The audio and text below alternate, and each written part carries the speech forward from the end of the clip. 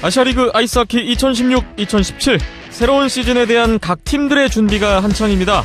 오늘은 개막을 준비하는 각 팀별 업데이트된 소식들을 정리해보겠습니다.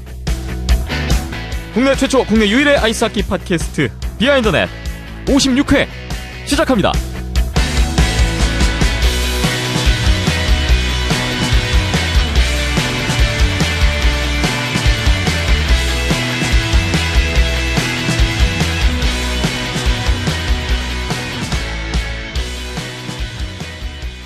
비하인드 넷 56회입니다. 8월 10일 수요일에 녹음 진행하고 있습니다. 안녕하세요. 김태범이고요. 박힘천 PD, 이현섭 기자 오늘도 함께하겠습니다. 어서 오세요. 안녕하세요. 네, 안녕하세요. 오늘이 8월 10일 수요일.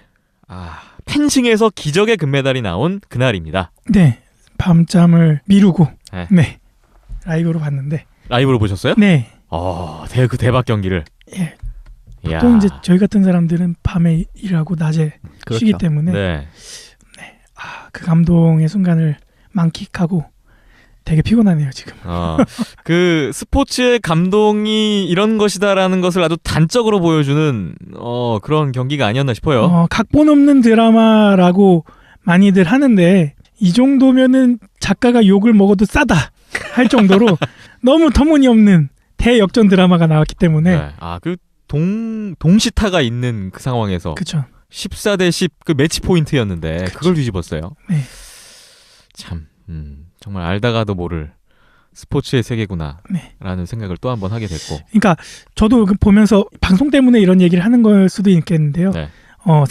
펜싱에서 이제 상대 헝가리 선수는 세계 랭킹 3위였고 우리는 21위. 아이스하키도 제가 올림픽에서 세계 랭킹 평창에서 만나는 팀들이 다 상위 랭커 5손가락 안에 드는 10손가락 안에 드는 그렇죠. 팀들인데 우리나라가 23위.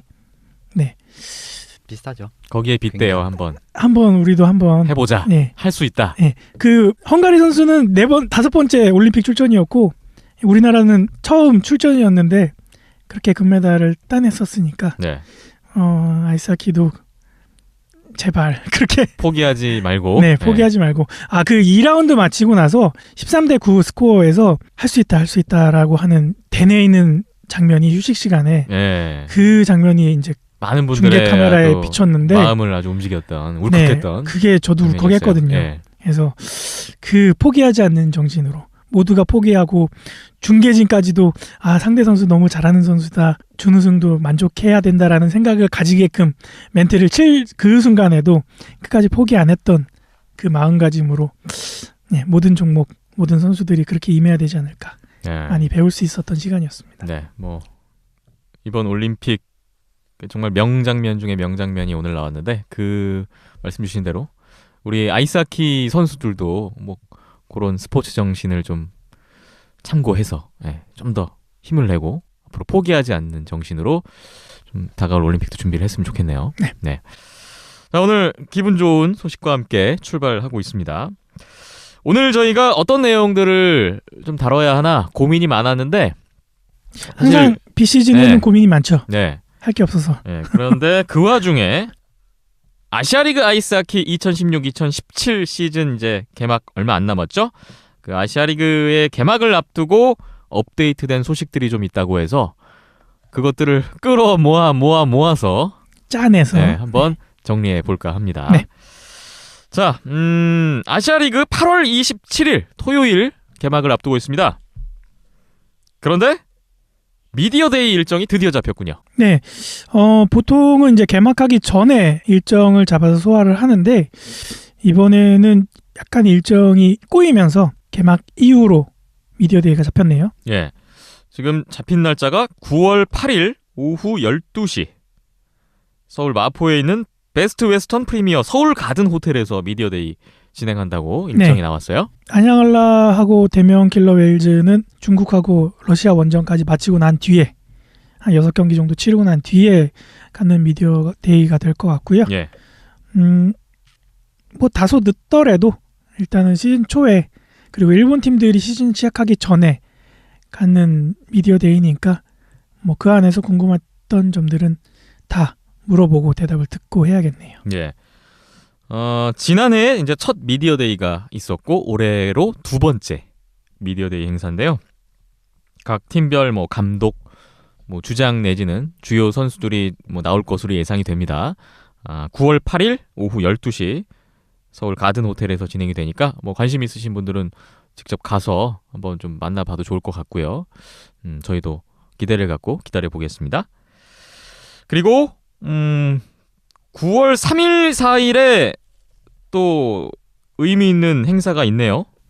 매년 해오는 행사고요. 예. 네, 그 레프리 클리닉이라고 해서 아시아리그에 참가를 하는 레프리들이 서로 회의를 하고 클리닉을 가지면서 시즌을 준비하는 그리고 회의를 하는 그런 이벤트고요. 네. 네, 우리나라에서는 최영진, 김태호, 박재영 심판이 참석 예정에 있다고 합니다. 그렇군요. 아시아리그 좀 더 공정하고 정확한 판정을 위한 그런 또 과정의 일환으로 생각을 하겠고요. 그리고 저는 이 소식이 좀 인상적인데 아시아리그에 3대3 연장을 지금 도입할까 말까 회의를 한다는 소식이 있어요. 예, 이게 아마 무슨 얘기인가요? 그 레프리 클리닉 전후로 해서 논의를 거쳐서 결정을 할 것 같은데요. NHL에서는 이미 지난 시즌에 3대3 연장전을 도입을 해서 대단히 긍정적인 반응을 이끌어냈었죠. 경기 재밌었어요. 네.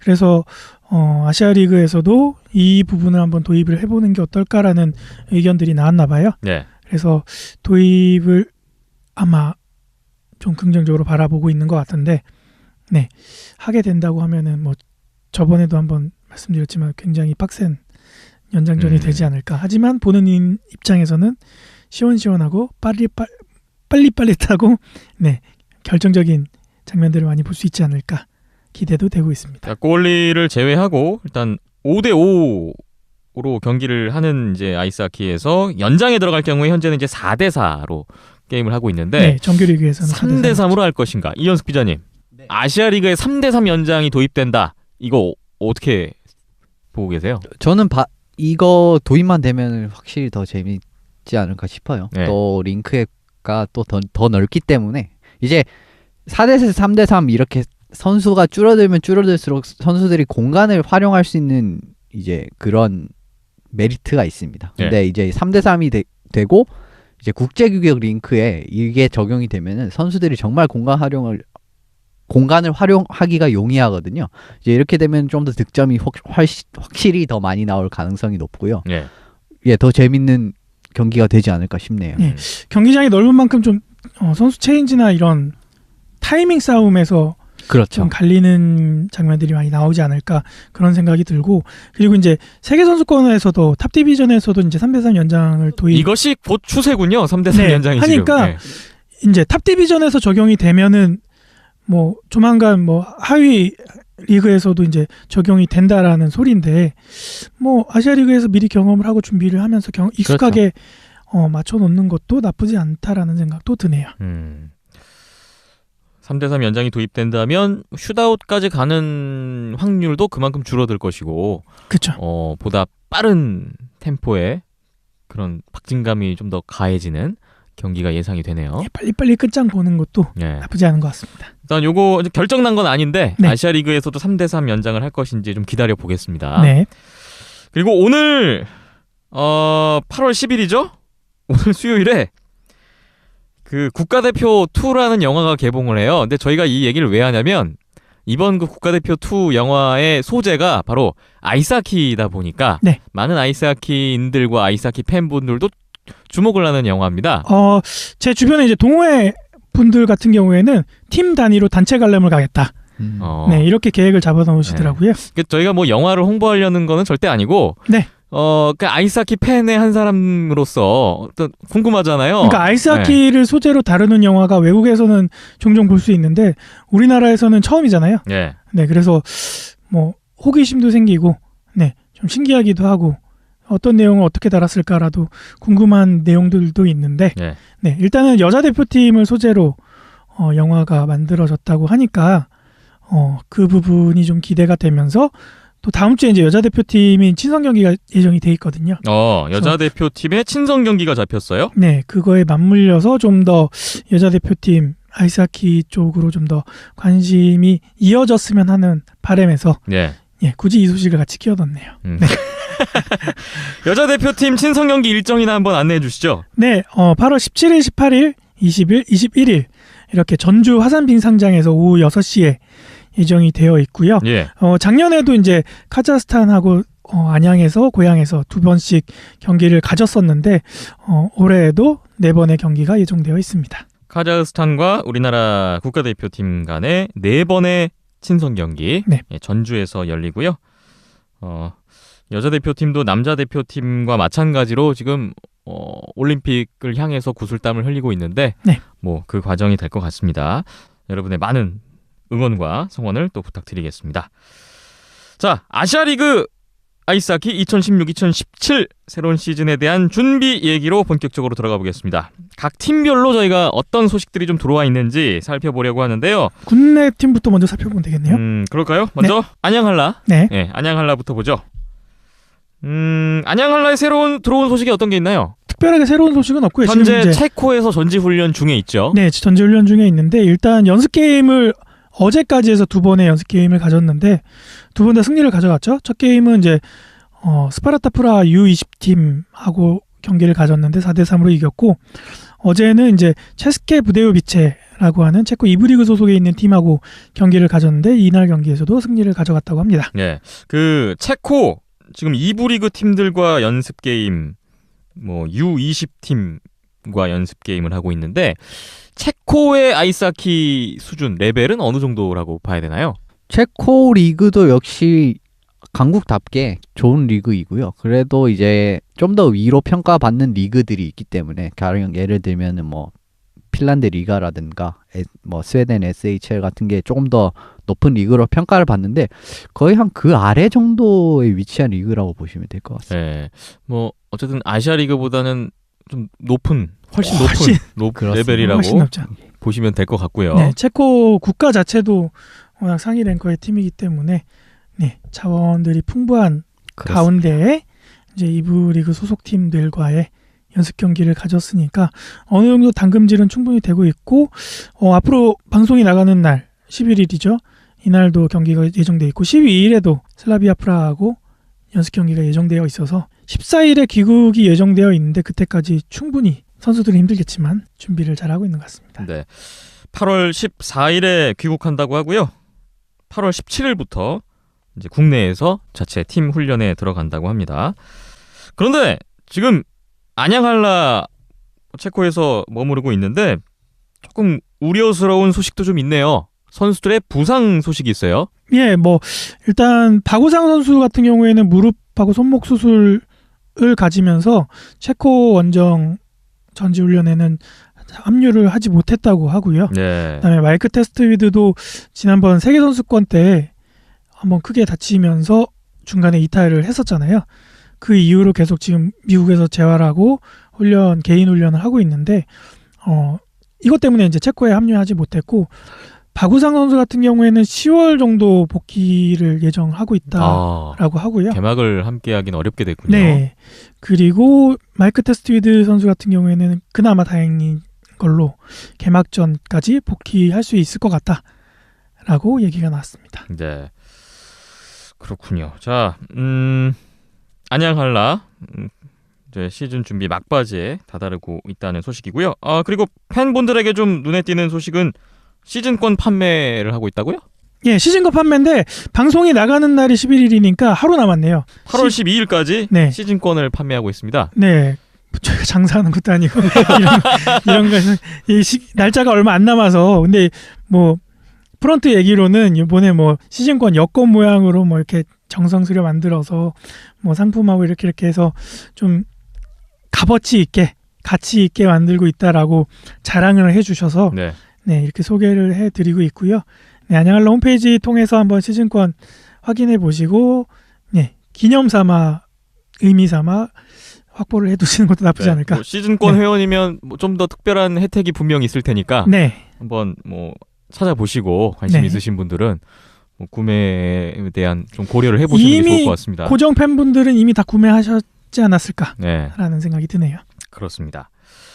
다음은 하이원 동향을 좀 보겠습니다. 하이원 먼저 이번에 그 새로 추가된 선수들 소개가 좀 있어야 될 것 같아요. 뭐 일단 대명 상무 에서 이제 전역한 선수들이죠. 김혁, 신영윤, 김영준 선수가 이제 합류를 했고요. 예. 김영준 선수 같은 경우에 이제 친정팀으로 복귀한 셈이 됐죠. 그리고 광운대학교에서 배병준 선수 합류를 하게 됐고요. 고려대학교 졸업했던 박계훈 골리가 합류를 하게 됐습니다. 네. 이렇게 해서 추가된 국내 선수들 모습이 보이고 있고, 그리고 지금 또 한 가지 눈에 띄는 거는 외국인 선수를 새로 영입했다고요? 네, 지난 시즌 같은 경우에는 이제 외국인 선수로 등록된 선수가 타일러 브리클러 선수 혼자였는데 외국인 선수 영입이 없이 국내 선수 위주로 꾸려가겠다라고 했었는데 올해 같은 경우에는 외국인 선수를 한 명 영입을 했어요. 예. 그래서 디펜스인데 미코 쿠커넨, 미코 쿠커넨. 네, 쿠코넨, 네, 발음이 이 어느 나라 선수인가요? 핀란드 선수고요. 핀란드 리가 1부 리그에서 뛰고 있는 선수고, 네, 쭉 핀란드에서만 뛰었었네요. 네. 미코 쿠커넨. 어떤 선수인지 어떻게 좀 정보가 나온 게 있나요?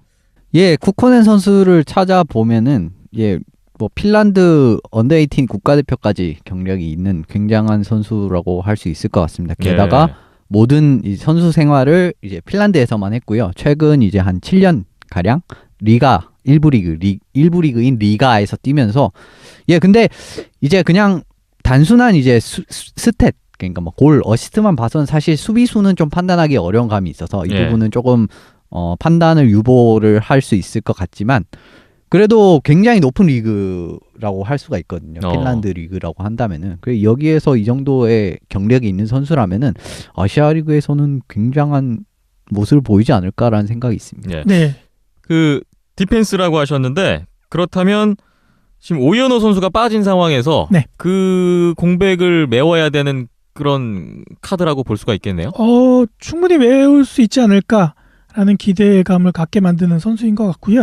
어떻게 보면 하이원이 올 시즌 뭐 상무 전역 선수들까지 포함을 해서 약간 다른 팀들에 비해서 좀 알짜 선수들을 많이 합류를 시키지 않았나라는 네. 생각이 들 정도로 좀 알찬 구성으로 시즌 준비를 하고 있는 것 같습니다. 작년에 실망스러운 모습을 보여서 좀 확실히 좀 올해는 좋은 모습을 보이겠다라는 특히 의지가 이제 있는 작년에 것 같고요. 지난 시즌에 이제 부상자들이 너무 많아서 그거에 대한 이제 백업이나 아니면은 이제 메꿔줄 수 있는 선수들이 그렇죠. 없다 보니까 그것 때문에 많이 고생을 했었는데 올 시즌은 여러 방면으로 멀티 포지션에서 소화할 수 있는 선수들이 합류가 된 것 같아서 준비는 잘 되고 있는 것 같습니다. 네. 부상만 조심한다면 플레이오프도 노려볼 수 있지 않을까 하는 네. 생각이 드네요. 그래서 일단 이 선수들을 어느 정도 단군질이 되어 있는지는 그렇죠. 마찬가지로 다음 주에 초청 친선 경기가 예정이 돼 있는데 이 경기를 통해서도 한번 미리 확인해 보시는 것도 나쁘지 않을 것 같네요. 네. 하이원이 8월 17일, 18일, 20일, 21일 저녁 7시 경기고요. 고양 어울림누리 얼음마루 링크에서 지금 핀란드의 키에코 완타 팀을 초청해서 4번의 친선 경기를 잡아놓고 있습니다. 예, 키에코 안타는 이제 핀란드 2부 리그 소속이죠. 그리고 신상훈 선수나 김원준 선수나 예전에 이제 안양알라나 하이원 선수들이 가서 활약을 했던 팀이기도 하고요. 이게 협회 차원에서 뭐 좀 전략적으로 네, 밀어붙였던 유망주 선수들을 이쪽에 많이 보내서 예, 한국과도 좀 인연이 있는 팀이라고 할 수 있습니다. 네, 그렇습니다. 일단 키에코 완타 팀이 우리나라에 와서 하이원과 이제 4번 경기를 치르게 될 텐데 하이원의 어떤 시즌 개막을 앞둔 모습, 올 시즌의 전력을 조금 예상해 볼 수 있는 좋은 기회가 되겠네요.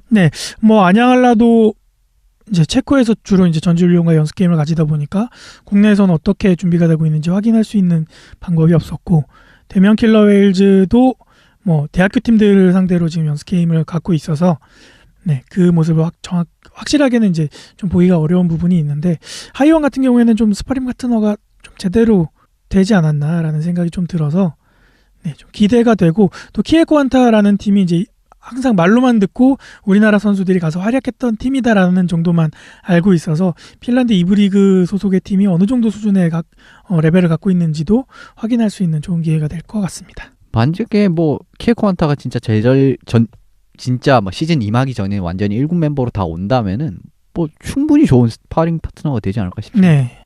그렇군요. 마지막으로 대명 킬러 웨일즈 소식인데요. 잠깐 앞서 얘기가 나왔는데 지금 대학 팀들과 연습 경기를 갖고 있어요. 네, 지난 8일부터 쭉 연세대학교, 고려대학교 번갈아 가면서 연습 게임을 갖고 있는데요.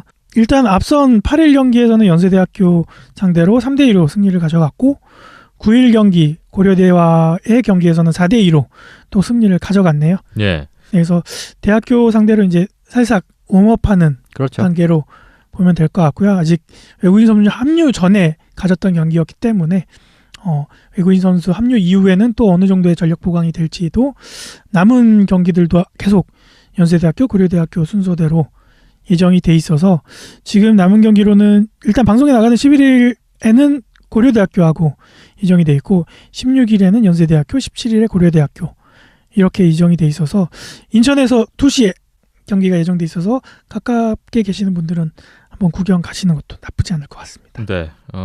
연세대와 고려대 각각 3번씩 경기를 갖게 되는 연습 경기 일정이고요. 인천 선악국제빙상장 대명 킬러 웨일즈의 홈링크죠. 네, 거기에 지금 23, 24일에는 상무하고 연습 게임이 예정돼 있네요. 추가가 됐네요. 네, 그래서 대명 상무의 상무가 대명 킬러 웨일즈와 그렇군요. 공식 경기는 아니지만 네, 연습 경기 삼아 또 만나게 되니까 여러 가지 의미가 있는 재밌는 이벤트이다 보니까 팬분들이 직접 찾아가서 어차피 이거 돈 내고 보는 거 아니니까요. 네. 11일, 16일, 17일, 19일, 23일, 24일 인천 선악국제빙상장 오후 2시 잡혀 네. 있습니다. 먼저 국내 팀들 3팀을 좀 살펴봤습니다. 마지막으로 이 국내 3팀들의 경기 시간이 최종적으로 확정이 됐어요. 먼저 조금씩 이제 팀별로 차이는 있는데 네, 안양알라하고 하이원은 뭐 매 시즌마다 그래왔지만 똑같습니다. 안양알라는 평일에는 오후 7시, 그럼 주말에는 5시 예정이 돼 있고 하이원도 평일에는 7시, 주말에는 언제나 그렇듯 3시에 진행이 되겠고요. 대명 킬러 웨일즈는 지난 시즌에 이제 대명 상무 같은 경우에는 오후 6시로 모든 주말 상관없이 통일이 됐었는데 대명 킬러 웨일즈 같은 경우에는 평일에는 오후 7시, 주말에는 5시. 안양한라와 같은 시간대군요. 네, 그렇습니다. 네.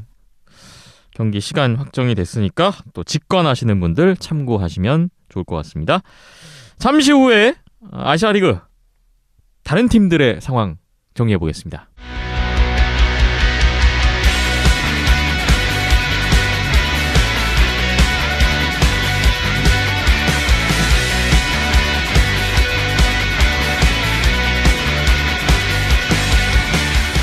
비하인드넷 56회고요.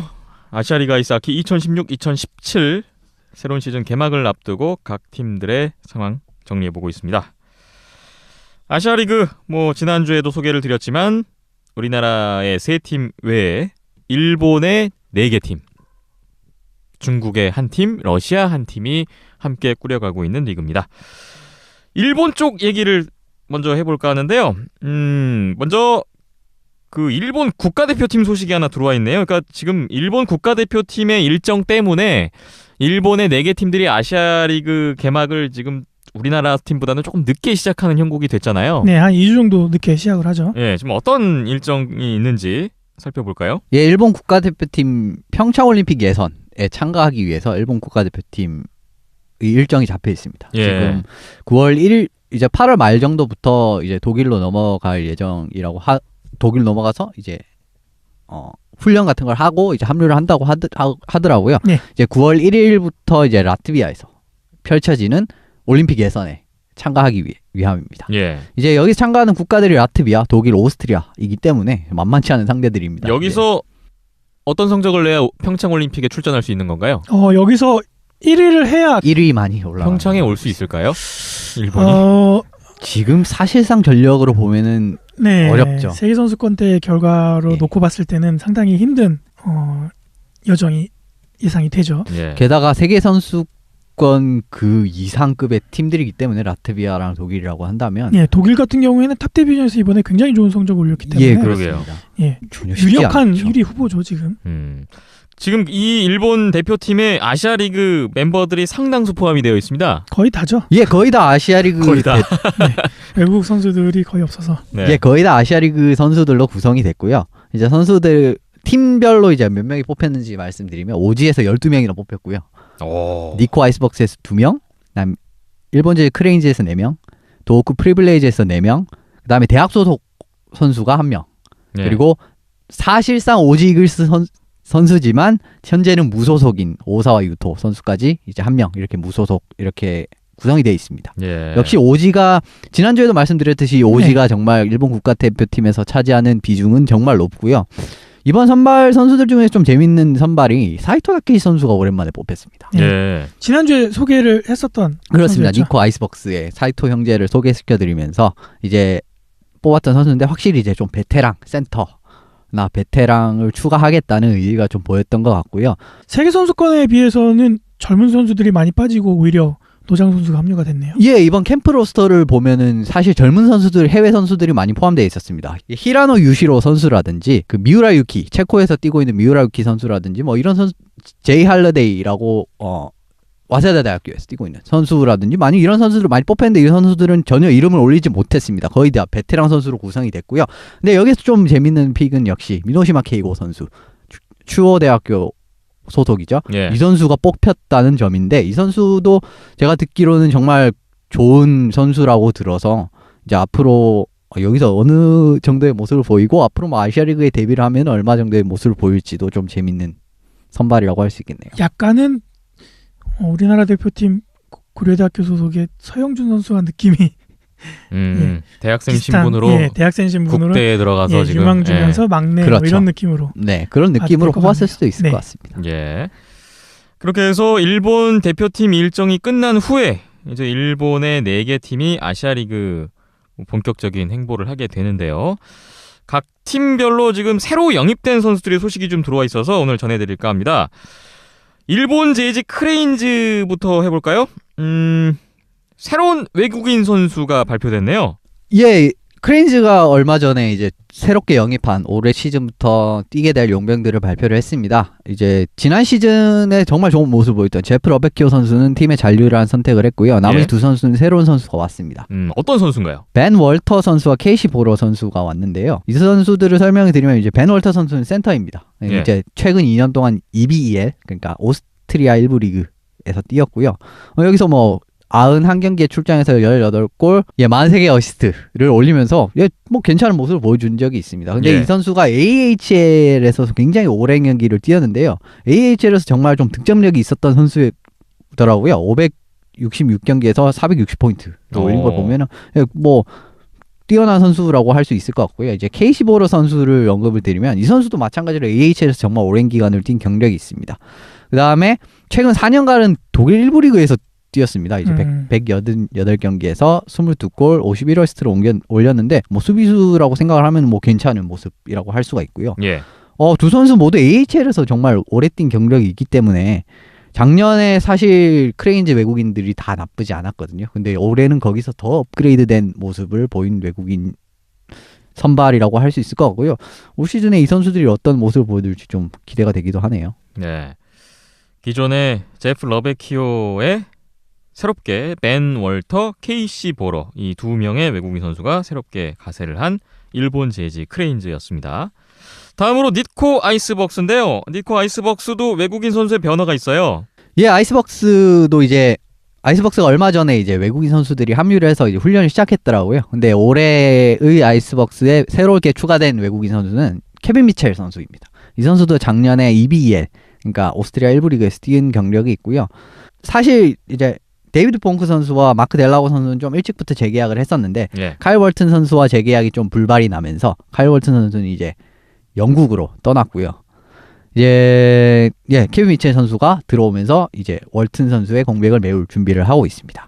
사실 아이스벅스가 항상 외국인 선수들 좀 부상을 당하거나 좀 부상을 당해서 좀 전력 공백이 있고 이런 작년에도 마찬가지였거든요. 예, 지난 시즌에도 카일 월튼이 좀 시작부터 많이 좀 그렇죠. 빠졌었죠. 좀 빠지고 뭐 봉쿠 선수도 잔부상이 좀 있었고 해가지고 좀 항상 이런데 외국인 선수들이 모두 가세한 뒤로는 뭐 시즌 후반기에 좋은 모습을 보이지 않았습니까? 예. 이제 이런 모습을 생각을 한다면은 초반부터 이제 건강하게 이 선수들이 다 뛰게 되면 좀 무섭지 않을까. 올해는 약간 더 좋은 성적을 기대해 볼 수 있지 않을까라는 생각이 드네요. 데이비드 펑크, 마크 델라고 기존의 2명의 선수에 이번에 케빈 미첼이 새롭게 들어간 니코 아이스벅스입니다. 다음은 도호쿠 프리블레이즈입니다. 킴스탈 선수가 이번 시즌 빠지게 됐는데 그렇군요. 덴마크로 갔다고요? 예, 킴스탈 선수가 이제 헬레브 이글스라고 이제 덴마크 이제 고향 팀이에요. 고향 팀입니다. 이제 거기에 다시 선수로 들어가게 됐고요. 어떻게 보면 이제 선수 생활 마무리하러 간 느낌이 되겠네요. 예, 마무리하러 갔다고 알고 있습니다. 저도 이제 이야기를 들은 바에 의하면은 프리블레이즈 오기 전부터 그렇게 계약이 되어 있었다고 하고요. 2년 계약에 이제 끝나고 나면 다 집으로 나이가 있으니까요. 네. 예, 지금 무릎 상태가 정말 안 좋다고 합니다. 이제 근데 킴스탈 선수가 뭐 보신 바와 같이 정말 좋은 모습을 보이지 않았습니까? 아시아리그에서 2회를 뛰면서 이제 거의 뭐 지지난 시즌에 이제 챔피언 결정전을 우승하는데 강력한 예, 그렇죠. 정말 세웠던 선수였죠. 정말 좋은 모습을 보여줬던 선수인데 이 선수의 공백을 지금 메워야 돼요.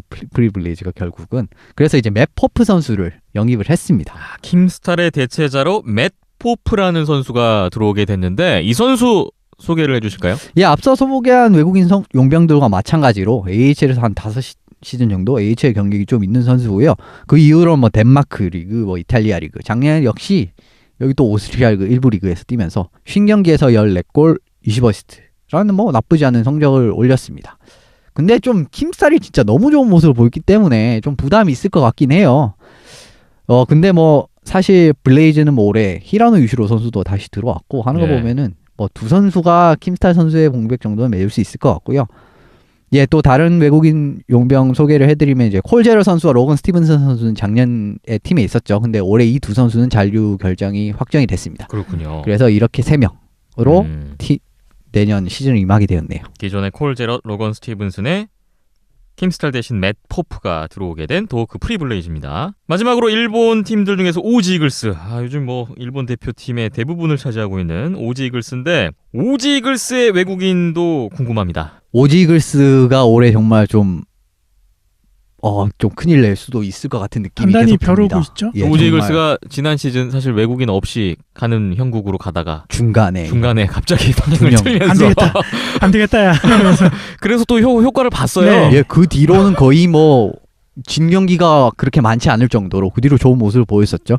근데 올해 같은 경우에는 스테판 베이유 선수를 일찌감치 재계약에 성공을 하면서 올해도 스테판 베이유 선수는 오지의 소속으로 출전을 합니다. 네. 근데 거기에 지금 또 외국인 선수 2명을 새로운 용병을 영입을 해서 시즌 준비를 하고 있네요. 어떤 선수들이 왔나요? 두 선수 설명을 드리면은 맨 멀리 선수와 라이언 캘드웰 선수가 오지에 합류를 했습니다. 예. 두 선수 모두 나이가 많습니다. 이제 36, 35. 아이고. 나이가 굉장히 많은 스테판 베테랑 베이유 선수인데요. 느낌인데요.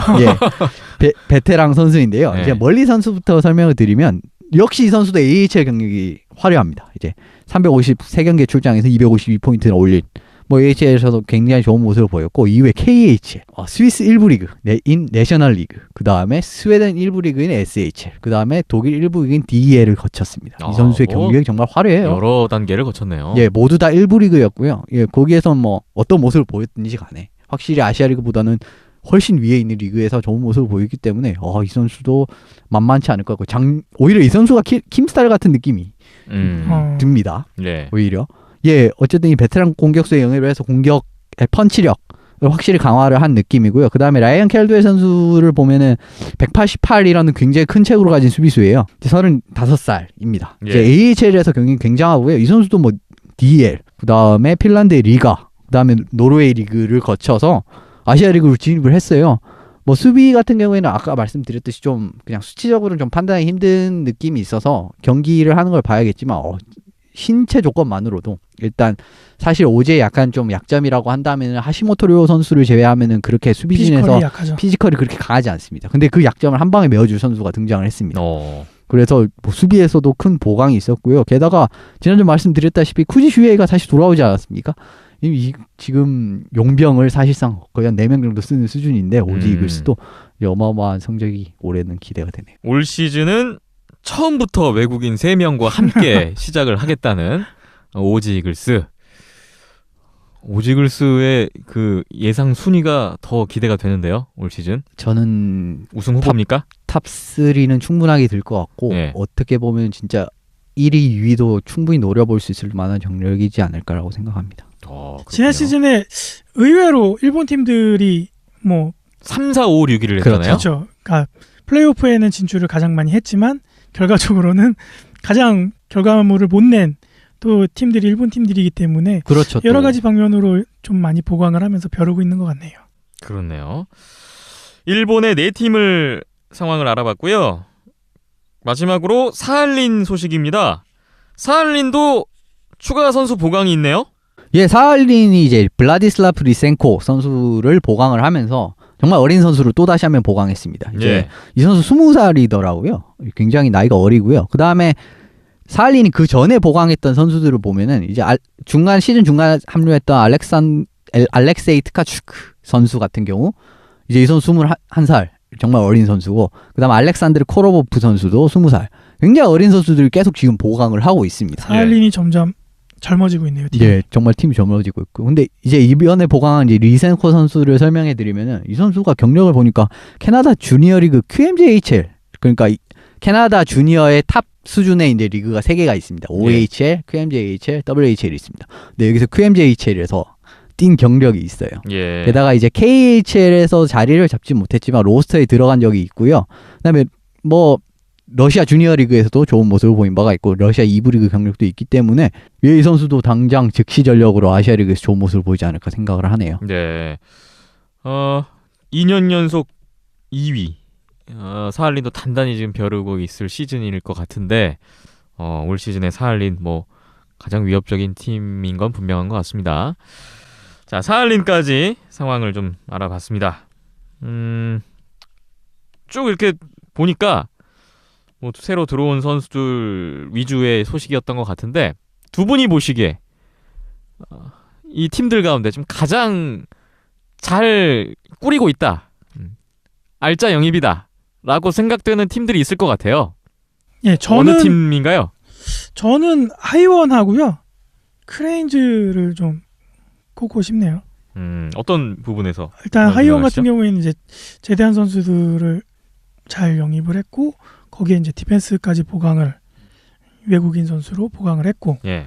그런 부분에 있어서는 국내 다른 팀에 비해서는 좀 더 눈에 띄는 임팩트가 있지 않나라는 생각이 들었고, 그다음에 크레인즈 같은 경우에는 항상 뭐 용병 그 외국인 선수들 알짜배기로 뽑아왔던 팀이었기 때문에 올 시즌도 전통과 역사를 이어가지 않을까 그런 생각에 뭐 오질그스가 상당히 강함이 눈에 보이기는 합니다만 네. 그런 시즌 준비 그다음에 끌어올림 이런 부분에 있어서는 크레인즈가 좀 더 임팩트가 있지 않나라는 생각이 드네요. 그렇군요. 저도 한국 팀에서는 이제 하이원을 뽑고 싶고요. 예. 이제 일본 팀은 당연히 오지를 뽑을 수 있을 것 같습니다. 이제 하이원 같은 경우에는 PT께서 말씀드려 주신 바와 같이 좀 수비가 약간 이제 탑4가 조금 왔다 갔다 하는 느낌이 있었는데 확실하게 좀 그 부분을 보강을 했어요. 이번에 김혁 선수와 새로 들어온 쿠코넨 선수가 들어오면서 탑4가 정말 괜찮았습니다. 이제 김동완 선수, 그다음에 브라이언 영 선수 1번 페어로 아마 1, 2번 페어로 분명히 나올 거고요. 그다음에 김혁 선수나 쿠코넨 선수가 이 3, 4번으로 나오겠죠. 그다음에 5, 6번도 사실 뭐 홍현모 선수나 이제 장준일 선수 이 정도 충분히 경쟁력이 있는 수비진을 갖췄기 때문에 이제 이 부분에 좀 높은 점수를 주고 싶고요. 예. 그다음에 이제 뭐 새롭게 뭐 다시 들어온 뭐 어떻게 보면 새롭게 들어온 게 아니고 다시 팀에 복귀를 한 거지만 뭐 신영균 선수는 이제 새롭게 들어온 거지만 이제 김영준 선수 같이 이제 복귀한 선수 이런 선수들도 이제 공격진의 무게를 충분하게 실어줄 수 있는 네. 쟤들이 가봤을 때는 한 3개 정도 경쟁력 있는 라인이 3개 정도 꾸려질 수 있을 것 같은데 이 정도면 충분히 플레이오프도 바라볼 수 있는 전력이라고 생각을 네, 하고요. 거기에 이제 골리진에서도 지난 시즌에 박성재 선수 혼자서 거의 100% 가까운 부담감을 안았더라면은 이번에는 이제 꼴리가 3명 배장우 선수, 박기훈 선수, 박성재 선수 이렇게 좀 더 확실하게 굳혀지면서 좀 더 탄탄하게 콜리진도 구축이 된 모습이고요. 예, 예. 박성재 선수의 좀 부담을 좀 덜어줄 수 있는 선수가 예, 좀 경쟁이 아무래도 되겠죠. 이제 백업 골리 자리는. 네, 그것도 그렇고 이제 장시간 오랜 기간 이제 시즌을 끌어가려면은 어떻게든 중간에 한 번은 피로도가 쌓이거나 그렇습니다. 아니면은 뭐 슬럼프가 오거나 아니면은 멘탈이 약해지거나 이런 순간이 어떻게든 한 번은 오거든요. 그럴 때 이제 좀 보강해 줄 수 있는 꼴리들이 중요한데 이게 또 이제 꼴리가 둘이냐 셋이냐 이것도 차이가 크고요. 예. 네, 그런 부분에 있어서는 하이원이 모든 포지션에서 보강이 좀 알차게 이루어지지 않았나 그런 생각이 좀 드네요. 예. 뭐 그리고 오지 이글스는 아까도 예, 아까 우승권에 근접한 그렇죠. 예. 전력으로 보셨고. 네, 기본적으로 이제 수비진이 정말 탄탄하고요. 오지 같은 경우에는 아까 말씀드렸다시피 국가대표 수비진이 거의 오지 수비진입니다. 야나도리 선수를 빼면 거의 오지 수비진이라고 할 수 있을 정도로 굉장히 수비가 탄탄하고요. 예, 거기에다가 지금 지난해 2명 썼는데 이 정도면 올해 3명이 다 경력이 굉장한 선수들 3명이 합류를 했기 때문에 게다가 쿠지 선수까지 합류를 했기 때문에 네. 정말 또 그리고 좀 상대적으로 좀 약점이었던 골리진이 오노다 선수로 완벽하게 보강이 되면서 좀 그 걱정은 이미 지난 시즌에 덜었죠. 그렇죠. 그게 유지가 되면은 오지도 정말 올해는 빈틈이 안 보이네요. 빈틈이 없는 전력인 것 같습니다. 그렇군요. 뭐 물론 뚜껑은 열어봐야 알겠는데 일단 현재 상황으로 보기에는 이렇습니다. 네, 진행 과정 중간이니까요. 네. 이 말이 100% 시즌 중에는 이루어지진 않을 것 같고요. 네.